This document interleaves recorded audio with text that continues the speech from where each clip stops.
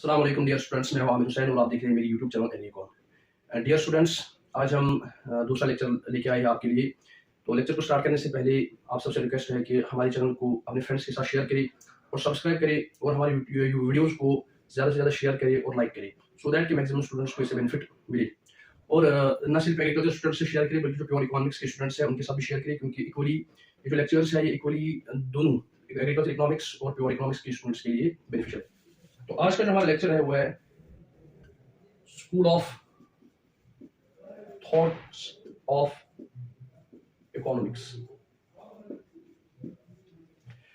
Dear students, अगर हम economics की बात करें, जनरली जो इकोनॉमिक्स है या इकोनॉमिस्ट्स है उनको हम क्लासिफाई करते हैं थ्री कैटेगरीज में, या हम कह सकते हैं कि broadly there are three major school of thoughts of economics and economists.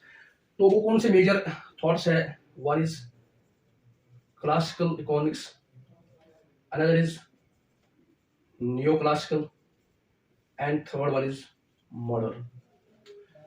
Dear students, खाली जो इकोनॉमिक्स है उसकी स्कूल ऑफ थॉट्स तीन भी नहीं है बल्कि इससे और भी है। लाइक इसके अलावा भी हमारे पास और स्कूल ऑफ थॉट्स है, like fresh water economists, salt water economists.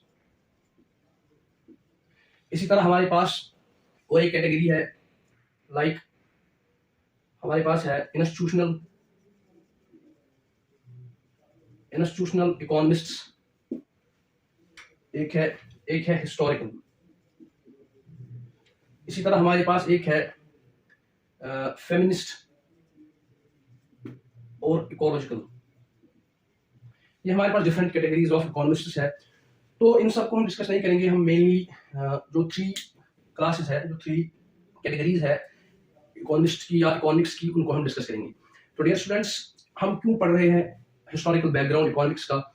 इसलिए जरूरी है कि कभी पूछा जाता है एग्जाम में कि डिफरेंट इकोनॉमिस्ट्स के नाम दिए जाते हैं, फिर आपसे पूछा जाता है कि आप बताओ कि ये कौन से क्लास के इकोनॉमिस्ट है, या इसके बारे में बैकग्राउंड के बारे में आपको कंफ्यूजन रहता है कि फिर कौन सा इकोनॉमिस्ट किस एरा का इकोनॉमिस्ट है। तो उसके लिए हमने ये लेक्चर लाया है। तो क्लासिकल इकोनॉमिस्ट की हम बात करेंगे, क्लासिकल इकोनॉमिस्ट की बात करेंगे पहले।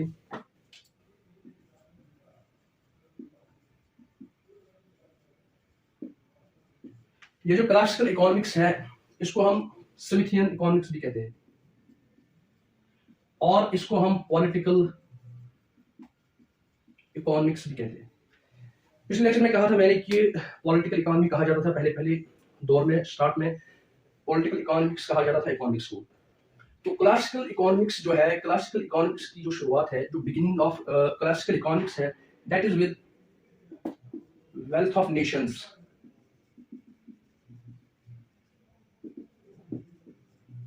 Bye Adam Smith. 1776 में जब वेल्थ ऑफ नेशंस बुक लिखी एडम स्मिथ ने, तो यहां से जो स्टार्ट होता है economics as a separate discipline. अब क्वेश्चन ये है कि क्या उससे पहले इकोनॉमिक्स नहीं था? क्या उससे पहले इकोनॉमिक्स के बारे में लोगों को पता नहीं था, या क्या उससे पहले इकोनॉमिस्ट नहीं थे? क्योंकि हमने कहा कि जो इकोनॉमी थी, पॉलिटिकल इकोनॉमी थी, तो देयर वायर पॉलिटिकल फिलोसफर्स जो कि स्टडी करते थे इकोनॉमिक्स को इन डिफरेंट सब्जेक्ट्स। बट जो as a separate discipline, as a separate science जो इकोनॉमिक्स स्टार्ट हुआ with the publication of Adam Smith, that is wealth of nations in 1776। तो हम ये कह सकते हैं it is the beginning of classical economics और it is the beginning of political economics. तो दैट इज वाई जो एडम स्मिथ है इसको फादर ऑफ क्लासिकल इकोनॉमिक्स भी कहा जाता है, या इसको father of political classical economics भी कहा जाता है। तो इसमें क्या हुआ, ये जो इकोनॉमिक्स है, ये जो इकोनॉमिस्ट है और क्लासिकल इकोनॉमिस्ट जो है वो 1750 to 1850 जो भी इकोनॉमिस्ट आए, जिन्होंने काम किया, जिन्होंने पब्लिकेशंस तैयार की, जिन्होंने किताबें लिखी या कोई भी राइटिंग्स लिखी बिटवीन 1750 to 1850, तो वो कंसिडर होते हैं, वो इंक्लूड होते हैं अंडर क्लासिकल इकोनॉमिक्स। तो क्लासिकल इकोनॉमिक्स क्या कहती है? क्लासिकल इकोनॉमिक्स में जो कॉन्सेप्ट था, इसमें जो कॉन्सेप्ट था वो ये था कि how to guide public policy. इसमें पब्लिक पॉलिसी की जो गाइडेंस है उनको फॉर्मुलेट किया गया, जो पब्लिक इकोनॉमी है उसको फॉर्मुलेट किया गया, कैसे एक इकोनॉमी चलती है, कैसे नेशन जो है वो वेल्थ जनरेट करते हैं, कैसे वो वेल्थ स्पेंड करते हैं बाय यूटिलाइजेशन ऑफ लेबर या by the utilization of inhabitants जो होते हैं वहाँ के, उनको एम्प्लॉय करके वो कैसे वेल्थ जनरेट करते हैं। तो इसका जो इन्फ्लुएंस था वो था पब्लिक पॉलिसी पे। दैट इज वाई उस दौर में इसको पॉलिटिकल इकोनॉमी कहा गया। तो ये जो इकोनॉमिस्ट थे, इन्होंने जो मेनली जोर दिया वो किस पे जोर दिया? इन्होंने मेनली जोर दिया नेशनल वेल्थ पे। इनका जो मेन फोकस था वो नेशनल वेल्थ था एंड कॉस्ट ऑफ प्रोडक्शन। दो चीजें इनकी ज्यादातर जो फोकस उनका रहा है, दो चीजें, वो है national wealth and cost of production, या नेशनल वेल्थ को ही हम नेशनल इनकम कह सकते हैं। National wealth, how the income of a country, of a nation as a whole is generated, that's called as, जिसको हम बोलते हैं नेशनल इनकम। तो नेशनल इनकम कैसे जनरेट की जाए, नेशनल इनकम कैसे इंक्रीज की जाए, एंड कॉस्ट ऑफ प्रोडक्शन, जब आप प्रोडक्शन करते हो, जब आप कोई चीज प्रोड्यूस करते हो तो उसकी जो डिफरेंट कॉस्ट्स है, उसमें जो डिफरेंट हमें कॉस्ट लग जाते हैं, तो उनकी स्टडी इनका मेन फोकस था।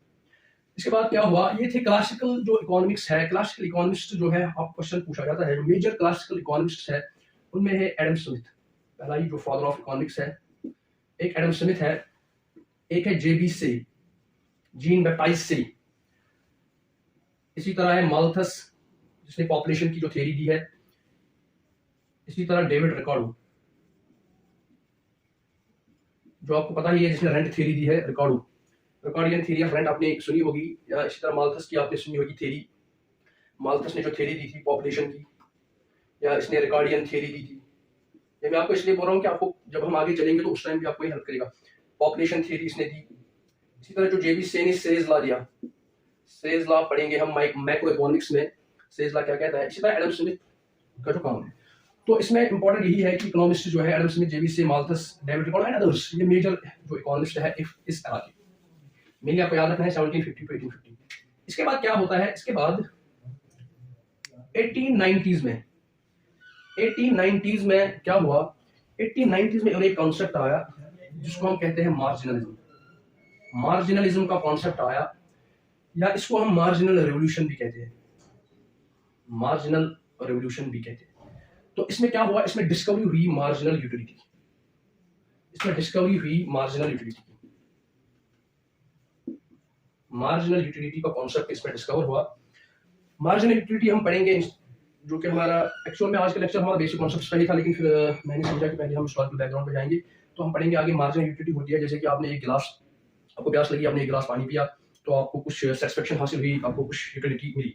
अब जब नेक्स्ट गिलास आप पिएंगे तो उससे भी आपको कुछ यूटिलिटी मिलेगी, उतनी नहीं मिलेगी जितनी पहले गिलास से है, लेकिन थोड़ी सी उससे भी आपको यूटिलिटी मिलेगी। तो जो हमें नेक्स्ट गिलास विद द एडिशन ऑफ 1 गिलास ऑफ वाटर जो आपको यूटिलिटी मिलेगी, उसको हम कहते हैं मार्जिनल यूटिलिटी। या हम आगे फिर लेबर में यूज करते हैं, डिफरेंट कॉन्सेप्ट्स में यूटिलिटी का कॉन्सेप्ट यूज होता है। तो मार्जिनल यूटिलिटी कॉन्सेप्ट इसमें दिया गया, और ये जो एरा है, इस एरा में इक्विलिब्रियम का कॉन्सेप्ट पहली बार आया, मार्केट इक्विलिब्रियम का कॉन्सेप्ट। और ये जो मार्जिनल यूटिलिटी है, इसका क्रेडिट जो है जाता है 3 इकोनॉमिस्ट्स को, स्टेनली जोन्स, कार्ल मिंगर और लियोन वॉलरॉस। ये 3 इकोनॉमिस्ट्स हैं, इनके खाते में इसका क्रेडिट जाता है कि इन तीनों ने मार्जिनल यूटिलिटी का कॉन्सेप्ट दिया है, Stanley Jones, Carl Menger and Leon Walras. तो इन 3 इकोनॉमिस्ट्स का इसमें अहम रोल है, और ये था 1890s का जो एरा है। 1890s के एरा में मार्जिनलिज्म एंड मार्जिनल रेवोल्यूशन का कॉन्सेप्ट आया। इसके बाद क्या हुआ, इसके बाद होता यह है कि जो अल्फ्रेड मार्शल है, इसके बाद अल्फ्रेड मार्शल आ गए। अल्फ्रेड मार्शल ने क्या किया, इसने रीडिफाइन किया क्लासिकल इकोनॉमिक्स को। और याद रखना चाहिए, जो क्लासिकल इकोनॉमिस्ट है, क्लासिकल जो इकोनॉमिक्स था, इसके कुछ कॉन्सेप्ट्स थे। इसके कुछ बेसिक कॉन्सेप्ट ये थे कि जो इकोनॉमी है वो होती है operate at full employment level. तो लेकिन ये जो क्लासिकल इकोनॉमिक्स जो पार्ट है, क्लासिकल इकोनॉमिक्स से पहले 2 इंपॉर्टेंट कॉन्सेप्ट्स थे। बिफोर मैं ये अल्फ्रेड मार्शल का जो कॉन्सेप्ट बताऊं आपको टुवर्ड्स नियो क्लासिकल इकोनॉमिक्स, इससे पहले 2 कॉन्सेप्ट्स थे। There are 2 concepts, one is mercantilism and another is physiocrats. Mercantilism and physiocrats के 2 कॉन्सेप्ट्स थे बिफोर क्लासिकल इकोनॉमिक्स। तो ये जो मर्केंटिलिज्म है, इसने रूल अबाउट 100 इयर्स इसका रूल रहा है। इसने पब्लिक जो पॉलिसीज है, पब्लिक इकोनॉमिक्स की जो पॉलिसीज है, उसको इन्फ्लुएंस किया है अबाउट 100 इयर्स तक। और ये फिजियोक्रेट्स की बात की जाए तो ये ओनली 25 ईयर्स तक, ओनली 20 to 25 ईयर्स तक जो इसका है, इसका इन्फ्लुएंस रहा है। तो ये जो मर्केंटिलिज्म है, मर्केंटिलिज्म क्या है? मर्केंटिलिज्म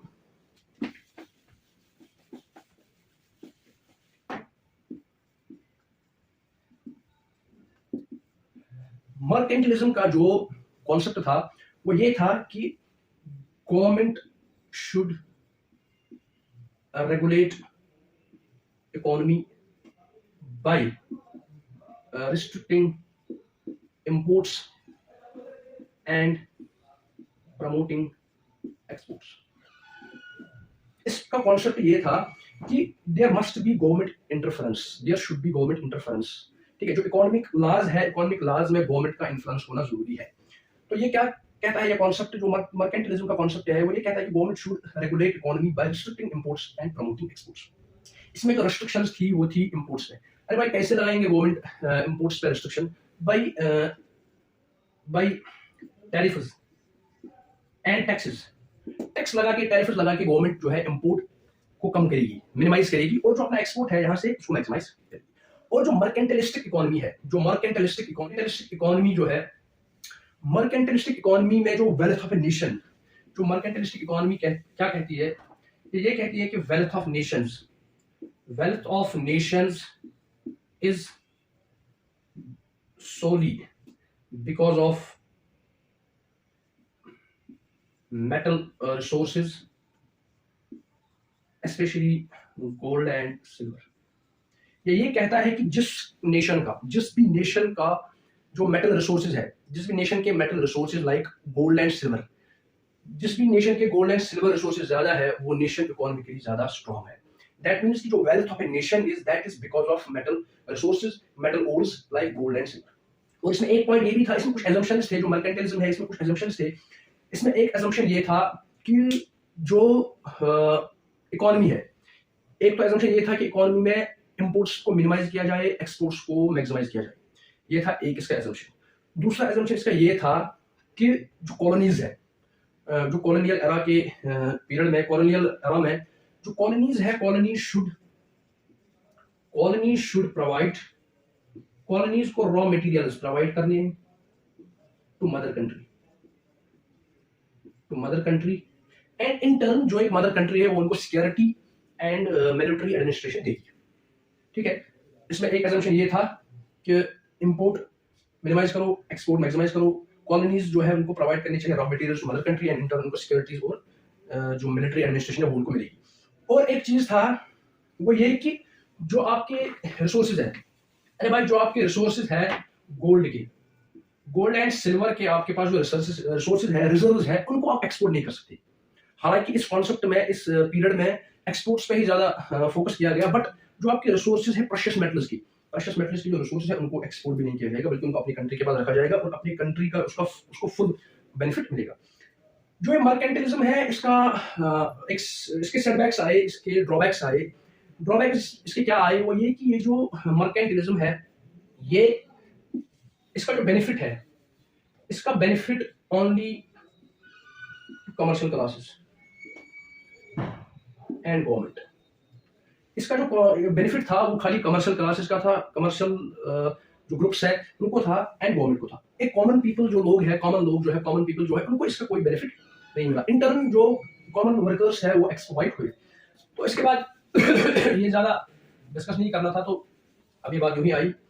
तो इसके बाद फिजियोक्रेट्स का कॉन्सेप्ट है। फिजियोक्रेट्स भी 25 इयर्स रहा। इसमें अगर आपको याद होगा रिचार्ड कैंटलॉन, परहैप्स इसने एंटरप्रेन्योरशिप की टर्म दी है एक्सटेंशन में, मुझे याद नहीं है, शायद दी है। रिचार्ड कैंटलॉन जो है फिजियोक्रेट्स के एरा में मेन इकोनॉमिस्ट माने जाते हैं।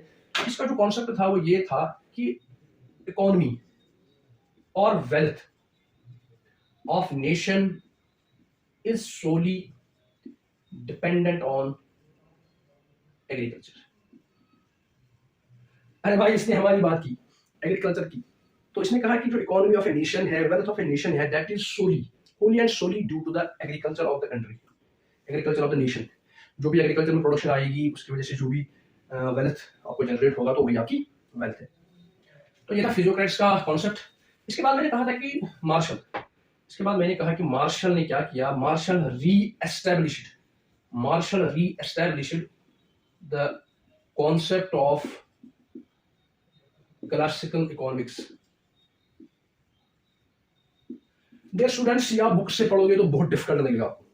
इसके लिए डिफरेंट बुक्स से कंपाइल करना पड़ता है मटेरियल, जो मैं आपको बता रहा हूँ different books and different material से मैं पढ़ के आपको सिंपलीफाइड वे में आपको बताता हूँ, क्रक्स जो इसका होता है।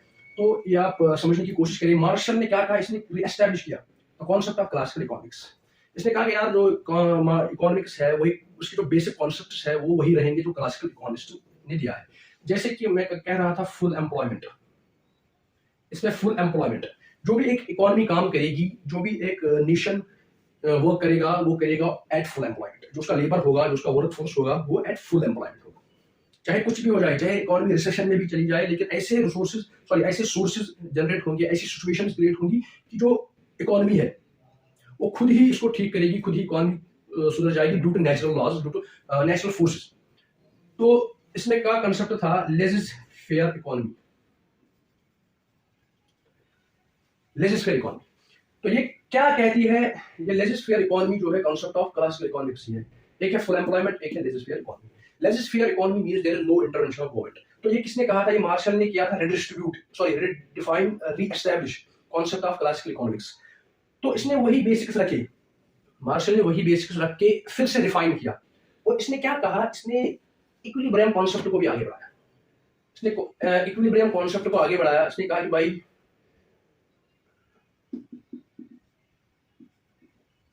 इसने क्या कहा,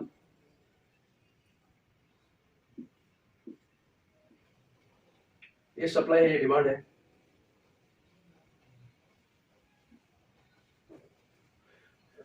तो अगर हम बात करेंगे full employment and laissez faire economy, ये दो बेसिक कॉन्सेप्ट्स है क्लासिकल इकोनॉमिक्स की। तो मैं बात कर रहा था जब मार्शल आए तो मार्शल ने इसी कॉन्सेप्ट को आगे बढ़ाया। इसी कॉन्सेप्ट को आगे बढ़ा के उसने क्या किया, उसने इक्विलिब्रियम की बात की। और उसने कहा कि equilibrium is the key for, इसने क्या कहा, इसने कहा equilibrium is the key for efficient resource allocation. इसने कहा कि जो इक्विलिब्रियम होता है, इक्विलिब्रियम पॉइंट एक ऐसा पॉइंट होता है जहां पे हमारे जो रिसोर्सेज है वो फुल्ली यूटिलाइज होते हैं, वो फुल्ली एफिशिएंट होते हैं, फुल्ली इकोनॉमिकल होते हैं। There is no another point, there is no second point in our economy where we can have such a level of efficiency of the resources। तो इसने क्या कहा, इसने कहा कि जो सप्लाई है, आगे हम पढ़ेंगे सप्लाई और डिमांड, जो सप्लाई की जो कर्व है, डिमांड की कर्व है, ये एक पॉइंट पे मैच होती है। जहां पे सप्लाई और डिमांड बराबर होती है तो वहां पे इक्विलिब्रियम सेट होता है। तो इस इक्विलिब्रियम पॉइंट पे जो क्वांटिटी डिमांडेड होगी और जो प्राइस होगा वो दोनों एफिशिएंट होंगे, दोनों इक्विलिब्रियम लेवल के होंगे। तो यहाँ पे जो रिसोर्सेज हम लगाएंगे वो फुल्ली एफिशिएंट होगी। तो इन अदर वर्ड्स इसने ये कहा कि मार्जिनल यूटिलिटी जो होगी यहाँ पे प्राइस के बराबर होगी। लेकिन इसमें ये सेटबैक आया कि अरे भाई आप तो कहते हैं कि मार्जिनल यूटिलिटी और प्राइस जब बराबर होगी तो इक्विलिब्रियम सेट होगा, लेकिन how to determine price of a good, एक कमोडिटी का प्राइस कैसे डिटरमाइन करें। चलो हम मानते हैं कि मार्जिनल यूटिलिटी और प्राइस का जो इक्वालिटी है, इस पॉइंट पे हमें इक्विलिब्रियम मिलेगा, इस पॉइंट पे जो हम क्वांटिटी डिमांड करेंगे, क्वांटिटी जो डिमांडेड होगी वो इक्विलिब्रियम क्वांटिटी होगी और प्राइस इक्विलिब्रियम प्राइस होगा। लेकिन हाउ टू डिटरमाइन प्राइस, तो इसमें और जो हम बात कर रहे हैं नियो क्लासिकल इकोनॉमिक्स की, तो यही जो कॉन्सेप्ट था ये था नियो क्लासिकल इकोनॉमिक्स का। नियो क्लासिकल में मेनली कौन कौन से इकोनॉमिस्ट आते हैं, एक आते हैं अल्फ्रेड मार्शल, एक आते हैं एक आते हैं विल्फ्रेडो पैरेटो भी जो है वो भी नियो क्लासिकल इकोनॉमिस्ट है। तो ये दो इकोनॉमिस्ट मेजर इकोनॉमिस्ट है नियो क्लासिकल एरा की, कौन, एक अल्फ्रेड मार्शल, एक विल्फ्रेडो पैरेटो। इसके साथ और भी इकोनॉमिस्ट है, तो जैसे कि हम कह रहे थे लियोन वॉलरॉस, ये मेजर इकोनॉमिस्ट है इस दौर के। तो आपको आगे पढ़ना है एक कॉन्सेप्ट, उसको हम कहते हैं पैरेटो ऑप्टिमैलिटी का कॉन्सेप्ट आपको पढ़ना है आगे इंशाल्लाह। तो वो इसी ने दिया है, विल्फ्रेडो पैरेटो ने पैरेटो ऑप्टिमैलिटी का कॉन्सेप्ट दिया है, वो वहीं पे डिस्कस करेंगे। तो यहाँ पे याद रखिएगा कि न्यू क्लासिकल इकोनॉमिक्स जो है वो 90s से आगे, ठीक है। फिर एक बार मैं फिर रिवाइज कर रहा हूँ। पहले क्लासिकल इकोनॉमिक्स आए, क्लासिकल इकोनॉमिक्स को उन्होंने सेट किया, क्लासिकल इकोनॉमिक्स 1750 टू 1850 आई। उसके बाद मैंने कहा कि जो मार्जिनलिज्म आया 1870s या 1890s में, वो आ गया मार्जिनलिज्म, जब मार्जिनल यूटिलिटी उन तीन इकोनॉमिस्ट्स ने दी, जो मैंने कहा था जोन्स, स्टेनली जोन्स, जो मैंने कहा था कार्ल मिंगर, और जो मैंने कहा था ये लियोन वॉलरॉस। उसके बाद क्या हुआ, इसके बाद मार्शल आया, तो मार्शल ने नियो क्लासिकल इकोनॉमिक्स को आगे बढ़ाया, क्लासिकल को ही रिफाइन करके। इसमें जो आगे इकोनॉमिक्स वो वेलफेयर ऑफ पैरेटो आते हैं, इसने पैरेटो डिमांड के कॉन्सेप्ट दिया है, इसने अल्फ्रेड मार्शल आते हैं और लियोन वॉलक्रॉफ आते हैं। तो ये थी नियो क्लासिकल इकोनॉमिक्स। इसके बाद क्या हुआ, इसके बाद हुआ ये कि अगर हम देखेंगे 1920s में ग्रेट डिप्रेशन हुई, इकोनॉमी रिसेशन में चली गई, ग्रेट डिप्रेशन हुए, इकोनॉमी रिसेशन में चली गई, इकोनॉमिक सेटबैक हुआ। तो ये जो ग्रेट डिप्रेशन हुए ये ड्यू टू कैपिटलिज्म हुए, ये कैसे हुए क्या हुए इसकी जो डेप्थ में जाने की जरूरत नहीं है, इतना आपको पूछा नहीं जाएगा। तो 1929 में ग्रेट डिप्रेशन आ गई। तो जो कीन्स था, कीन्स ने जो बुक लिखी है अपनी एक 1936 में कीन्स ने बुक लिखी है जनरल, इसने बुक क्या लिखी है, theory of general employment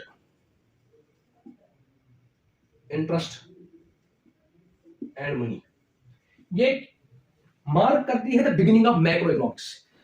Alfred Marshall ने बुक लिखी है प्रिंसिपल्स ऑफ इकोनॉमिक्स, वो माइक्रो इकोनॉमिक्स की पहली बुक है, और ये जो बुक है ये पहली बुक है माइक्रो इकोनॉमिक्स की। माइक्रो इकोनॉमिक्स टच मैंने क्यों नहीं किया, क्योंकि हम उसी की ओर बढ़ रहे हैं, मॉडर्न इकोनॉमिक्स की ओर हम बढ़ रहे हैं, that are the part of modern economics. तो 1936 में इसने बुक लिखी theory of employment, general employment interest and money. तो कीन्स का जो कॉन्सेप्ट था, कीन्स क्या कह रहा था, कीन्स ये कह रहा था कि जो इकोनॉमी है there should be some role of government. अरे भाई इकोनॉमिक्स में गवर्नमेंट का रोल होना जरूरी है। क्यों जरूरी है, अभी आप मैं पढ़ाऊंगा आपको, अभी मैं आपको बताऊंगा कि क्यों जरूरी होता है रोल। जो इकोनॉमिक डिप्रेशन हुए 1929 में, उसमें जो रिसेशन आ गया, उस रिसेशन को रिकवर करने के लिए लास्ट में कीन्स के ही प्रिंसिपल्स लगाई गई। कीन्स ने जो प्रिंसिपल दिए थे इकोनॉमिक्स के, उनको यूज करके इकोनॉमी ने रिकवर किया फ्रॉम रिसेशन। ये कह रहा था कि अरे भाई गवर्नमेंट का रोल होना जरूरी है। कभी कभी ऐसा होता है कि नेचुरल फोर्सेस, जो लेजिस्लेटिव इकोनॉमी है, जो क्लासिकल कॉन्सेप्ट है, न्यू क्लासिकल कॉन्सेप्ट है, वो तो कह रहे हैं कि there should not be any role of government and we should leave everything to natural forces. जो मार्केट फोर्सेस है नेचर में जो अप्लाई होते हैं सप्लाई पे डिमांड पे, तो हमें उन्हीं पे छोड़ना चाहिए, वो खुद ही सेट करेंगे इकोनॉमी को। लेकिन ये हमेशा नहीं होता है, कभी ग्रेट डिप्रेशन हुए हैं या कभी ग्रेट डिप्रेशन हो सकता है, तो उस टाइम जो गवर्नमेंट का रोल जरूरी है, उस टाइम आपको गवर्नमेंट ही बाहर निकाल सकती है रिसेशन से। तो 1936 में इसने बुक लिखी, तो इसका ये कॉन्सेप्ट था कि, और इसका ये कॉन्सेप्ट था कि फुल एम्प्लॉयमेंट नहीं, फुल एम्प्लॉयमेंट के अगेंस्ट था इसका कॉन्सेप्ट, ये फुल एम्प्लॉयमेंट को नहीं मानता था। और जो फिर बाद में सेज ने ला दिया था, जो बाद में मैं अभी बोल रहा था जेबी से ने जो बोल रहा था उसके अगेंस्ट भी फिर इसने किया। जो जेबी से एक्चुअल में जो हम बता रहे हैं क्लासिकल इकोनॉमिक्स जो है, क्लासिकल इकोनॉमिक्स मोस्टली रिलाई करती थी इसी जेबी से के लॉ पे। जो मैंने फुल एम्प्लॉयमेंट बोला था ना, फुल एम्प्लॉयमेंट ऑपरेट करता है, तो ये क्लासिकल इकोनॉमिक्स कहती है कि फुल एम्प्लॉयमेंट पे इकोनॉमी, जो मतलब इकोनॉमिक्स काम करेगी फुल एम्प्लॉयमेंट पे, when labour is fully employed तो इकोनॉमिक्स अच्छे से चल रही है, because supply creates its own demand, creates its own demand. अरे भाई जब आप फुल एम्प्लॉयमेंट लगाते हैं तो आपकी प्रोडक्शन बहुत ज्यादा बढ़ती है, ठीक है। जब 1929 में डिप्रेशन हुआ तो उस टाइम जो प्रोडक्शन थी वो ऑलरेडी ज्यादा थी। उस टाइम अगर हम क्लासिकल कॉन्सेप्ट्स को ही लेके चलते, जेबी से के लॉ को, जो सेल्स लॉ हम कहते हैं, सेल्स लॉ ऑफ मार्केट और सेल्स law supply creates its own demand. जब भाई सप्लाई आ गई मार्केट में तो अब लोग खुद ब खुद डिमांड करेंगे, किसी चीज की सप्लाई मार्केट में आ गई तो लोग खुद ही उस चीज को खरीदने की कोशिश करेंगे, और जब लोग खरीदेंगे तो इकोनॉमी बढ़ जाएगी, वो हमारी नेशनल इनकम बढ़ जाएगी। लेकिन ये जब 1929 में डिप्रेशन हुए तो उस टाइम अगर आप जेबी सेज के लॉ, क्योंकि मैं इसलिए कह रहा हूँ कि जो क्लासिकल इकोनॉमिक्स है या न्यू क्लासिकल इकोनॉमिक्स है, ये जो दोनों जो एरा इकोनॉमिक्स के है, ये दोनों बेस्ड ऑन है जेबी सेज लॉ, जिसको हम सेज लॉ कहते हैं, सप्लाई से खुद ही डिमांड। ये बोलते हैं बनाते जाओ, सप्लाई करते जाओ, जितने आप सप्लाई करोगे उतनी डिमांड क्रिएट होगी। फिर इसको जो रिजेक्ट किया कीन्स ने क्यों इसको रिजेक्ट किया इस टाइम में डिस्कस मैं नहीं कर सकता हूँ, क्योंकि इस टाइम पे ये टॉपिक नहीं है। ये हम मैक्रो इकोनॉमिक्स जब हम स्टार्ट करेंगे, मैक्रो इकोनॉमिक्स, उस टाइम हम एक बार फिर ये न्यू क्लासिकल कॉन्सेप्ट हमें पढ़ना है और फिर कीन्स कॉन्सेप्ट पढ़ना है। तो कीन्स के जो प्रिंसिपल्स है 1929 के डिप्रेशन के बाद, कीन्स के जो प्रिंसिपल्स है उनको यूज करके इकोनॉमी ने रिसेशन से बैकअप किया। तो लेकिन इसमें जो बात करेंगे 1970s में जो कीन्स के कॉन्सेप्ट्स हैं, इसको रिजेक्शन मिली, ये रिजेक्ट हुआ। इसको रिजेक्ट किया mainly Milton Friedman and Samuelson. Milton Friedman and Samuelson ने कीन्स के कॉन्सेप्ट्स को रिजेक्ट किया। इसने जो कीन्स के प्रिंसिपल्स है इसको रिजेक्ट किया। इसकी लिमिटेशंस आई, क्यों लिमिटेशंस आई? Mainly due to inflation. अरे भाई अब हम बोलते हैं, चलो मानते हैं कि फुल एम्प्लॉयमेंट पे नहीं होगी, क्योंकि एक्चुअली जो कीन्स का कॉन्सेप्ट था वो था एग्रीगेट एग्रीगेट डिमांड। अब ये थोड़ा बाहरी लगेगा आपको कॉन्सेप्ट, क्योंकि हमने भी बेसिक भी नहीं पढ़े हैं, तो ये मुझे थोड़ा सा टच करना पड़ा यहाँ पे, अदरवाइज ये अधूरा ही रह जाता। एग्रीगेट डिमांड और एग्रीगेट सप्लाई की वजह से इकोनॉमी चलती है। जब एग्रीगेट डिमांड एग्रीगेट सप्लाई बड़े कॉन्सेप्ट से हम पढ़ेंगे, तो इसमें जो ड्रॉबैक्स आए शॉर्ट में आप याद रखो, इन्फ्लेशन एंड स्टैग्नेंसी, या हम जिसको कहते हैं स्टैगफ्लेशन। ये स्टैगफ्लेशन का जो बात है, इसकी वजह से इसको लिमिटेशंस आई, और इसकी जो रिजेक्शन की है, उसको रिजेक्ट किया है mainly Milton Friedman and Samuelson ने। मिल्टन फ्राइडमैन एंड सैमुअल्सन ने फिर क्या किया, मिल्टन फ्राइडमैन एंड सैमुअल्सन ने क्या किया, इन्होंने फिर से री एस्टैब्लिश किया। किसने किसने, Milton Friedman and Samuelson. Milton Friedman and Samuelson ने री एस्टैब्लिश किया फिर क्लासिकल इकोनॉमिक्स को।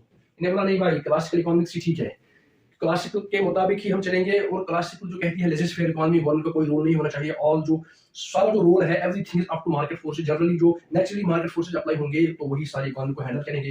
तो इन्होंने फिर से रिडिफाइन किया, फिर से एस्टैब्लिश किया, तो दैट इज व्हाई इनको हम कहते हैं सेकंड ऑर्डर या सेकंड क्लास। ऑर्डर अप्रोप्रिएट नहीं है, सेकंड क्लास, इनको हम second class new classical economist कहते हैं। ये है हमारे second class new classical economist. Second class new classical economist Milton Friedman Samuelson, कभी पूछा जा सकता है, इन्होंने फिर से ये किया, रिडिफाइन किया इसको। और इस दौर में जो सैमुअल्सन का दौर है, इसी में बिजनेस साइकिल भी आया, मार्केट में बिजनेस साइकिल का कॉन्सेप्ट भी आया। अब जब हम बिजनेस साइकिल पढ़ेंगे तो तभी हम पढ़ेंगे, लेकिन इस टाइम मैं आपको थोड़ा सा दिखाऊंगा जो हमारा बिजनेस साइकिल होता है। बिजनेस साइकिल पे हम स्टडी करते हैं डिफरेंट इसके जो फेजेस होते हैं, जैसे ये रिकवरी फेज है, ये प्रॉस्पेरिटी है, ये बूम है, ये रिसेशन है, ये फिर से recovery. Milton Friedman and Paul Samuelson, इन्होंने जो कॉन्सेप्ट फिर रिडिफाइन किया था क्लासिकल इकोनॉमिक्स को, तो इन्होंने फिर से कहा था कि फ्री मार्केट इकोनॉमी। लेकिन कह रहे थे कि जो मिल्टन फ्राइडमैन है और जो सैमुअल्सन है, इन्होंने कीन्स के चैलेंज किया, कीन्स को फिर से न्यू क्लासिकल का कॉन्सेप्ट दिया, फिर से इन्होंने कहा कि इकोनॉमी खुद ही संभालेगी। इसके बाद क्या हुआ, इसके बाद 1980s में फिर से अगेन इस चीज को महसूस किया गया कि economy should be intervene by the government, इसको गवर्नमेंट की इंटरवेंशन जरूरी है, ठीक है। लेकिन फिर जो बिजनेस साइकिल का कॉन्सेप्ट था, जो मैं बोल रहा था, बिजनेस साइकिल में रिसेशन जो है, रिसेशन ज्यादा हो जाए, प्रोलॉन्ग हो जाए, जब रिसेशन पीरियड प्रोलॉन्ग हो जाए, तो उस टाइम कोई भी सरकार रिसेशन को अफोर्ड नहीं कर पाएगी। तो उस टाइम जो आपको इकोनॉमिक्स है उसको नेचर पे छोड़ना है, आपको नेचुरल फोर्सेस को अप्लाई होने देना है, और खुद ही इकोनॉमिक्स जो इकोनॉमी है वो सुधर जाएगी। ये प्रोलॉन्ग रही। तो इसके बाद क्या हुआ, इसके बाद फिर से वही कॉन्सेप्ट आया अगेन। पहले आप समझिए कि पहले था न्यू क्लासिकल इकोनॉमिक्स कॉन्सेप्ट, फिर कीन्स आ गया, फिर कीन्स की जो फाइंडिंग्स है उसको रिजेक्ट कर दिया गया फ्राइडमैन और सैमुअल्सन ने। उनके बाद रिजेक्ट करने के बाद क्या हुआ, फिर से कहा कि मार्केट इकोनॉमी खुद संभालेगी अपने आप को, फ्री मार्केट इकोनॉमी। उसके बाद 1980s में फिर से कहा गया कि there should be role of government, economy में रोल ऑफ गवर्नमेंट होना चाहिए। लेकिन फिर जब बिजनेस साइकिल की बात की, तो बिजनेस साइकिल में अगर रिसेशन, जो बिजनेस साइकिल के डिफरेंट फेजेस है, बिजनेस साइकिल को डिफरेंट फेजेस है, रिकवरी है, बूम है, रिसेशन है, रिकवरी है, डिप्रेशन है। तो इकोनॉमिक डिप्रेशन अगर प्रोलॉन्ग हुआ, अगर कभी भी रिसेशन प्रोलॉन्ग हुआ, ये मैं इसके बाद की बात कर रहा हूँ, जब 80s में फिर से कहा गया कि हमें नीड है गवर्नमेंट की रेगुलेशन की। तो रिसेशन प्रोलॉन्ग अगर हो जाएगा, रिसेशन पीरियड जब प्रोलॉन्ग होगा, तो उस टाइम कोई भी गवर्नमेंट अफोर्ड नहीं कर पाएगी, government can not afford the prolonged recession. तो उस टाइम क्या होगा, उस टाइम फिर से यही बात निकल के आई कि there should be free economy. ये आप एक तरह से एवोल्यूशन पढ़ रहे हैं, हाउ इकोनॉमी हैज इवॉल्व्ड। ये आप पढ़ रहे हैं how economy has evolved from classical to new classical and dent model. तो फ्री इकोनॉमी फिर से आ गई अब, क्योंकि अब रिसेशन प्रोलॉन्ग हो गया तो गवर्नमेंट अफोर्ड नहीं कर पाएगी, फिर से कहा कि फ्री इकोनॉमी होनी चाहिए। अब क्या हुआ, इसके बाद अगर आप देखेंगे 2008 में फिर से फाइनेंशियल क्राइसिस हुई। तो जो बड़े बड़े बैंक्स लाइक लेमन ब्रदर्स जो है, ये कोलैप्स हो गई, ये इकोनॉमी को संभाल नहीं पाए। और इस टाइम जो अनएम्प्लॉयमेंट रेट काफी ज्यादा हाई थी। तो ऐसा लगता था कि जैसे इकोनॉमी फिर से बैक टू 1929 में चली गई। तो इस टाइम क्या हुआ, इस टाइम ये महसूस हुआ कि government bail out package government ला सकती है। तो गवर्नमेंट ने बेल आउट पैकेज लाया और इकोनॉमी को फिर से बचाया। तो मतलब कहने का ये है कि free economy is not always good.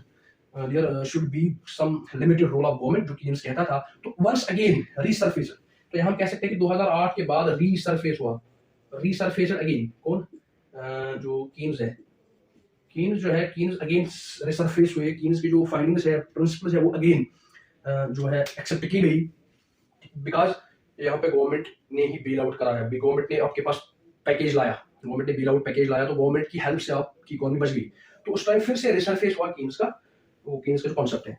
तो अब जो कीन्स की बात करेंगे, तो कीन्स या कीनीजियन इकोनॉमी या कीनीजियन इकोनॉमी जो है, ये itself as an institution है, ये itself as a thought of economics है। जैसे मैंने स्कूल ऑफ थॉट्स की बात की, डिफरेंट स्कूल ऑफ थॉट्स है, क्लासिकल, न्यो क्लासिकल, मॉडर्न या कीनीजियन। तो कीनीजियन जो है, कीनीजियन इकोनॉमिक्स जो है, ये itself as a thought, itself as an institution है। लेकिन फिर भी हम कीन्स को हम इंक्लूड करते हैं, फिर भी मॉडर्न, इसको हम मॉडर्न के साथ, मॉडर्न इकोनॉमिक्स के साथ इंक्लूड करते हैं। जैसे मिल्टन फ्राइडमैन है, सैमुअलसन है, कीन्स है, ये मॉडर्न इकोनॉमिस्ट है। तो मुझे लगता है इतना काफी है, ये थोड़ा सा ओवरव्यू था जो हमारा आज का लेक्चर है, हिस्टोरिकल बैकग्राउंड। हाँ, और एक बात जो मैं कह रहा था, साल्ट वाटर भी है, साल्ट वाटर और fresh water, fresh water economists और साल्ट वाटर इकोनॉमिस्ट्स, ये दो है। फ्रेश वाटर इकोनॉमिस्ट्स हम मतलब जो इकोनॉमिस्ट्स डिफेंड करते हैं इकोनॉमिक प्रिंसिपल्स को फ्रॉम या एट यूनिवर्सिटी, जो यूनिवर्सिटी ऑफ रॉचेस्टर, जो इकोनॉमिस्ट यूनिवर्सिटी ऑफ रॉचेस्टर से बिलोंग करते हैं या करते थे, यूनिवर्सिटी ऑफ रॉचेस्टर, ये रॉचेस्टर सॉरी या जो शिकागो, यूनिवर्सिटी ऑफ शिकागो या पिटसबर्ग, जो यहाँ की यूनिवर्सिटीज के इकोनॉमिस्ट्स थे, इनको कहा जाता है फ्रेश वाटर इकोनॉमिस्ट। क्योंकि ये जो रॉचेस्टर है, शिकागो है, ये नियर है टू नॉर्थ, ये northern American lakes, great lakes, ये उनके नजदीक पड़ते हैं, तो इस वजह से इनका नाम पड़ा है फ्रेश वाटर इकोनॉमिस्ट। इसी तरह साल्ट वाटर इकोनॉमिस्ट जो है, वो जो यूनिवर्सिटी ऑफ कैलिफोर्निया,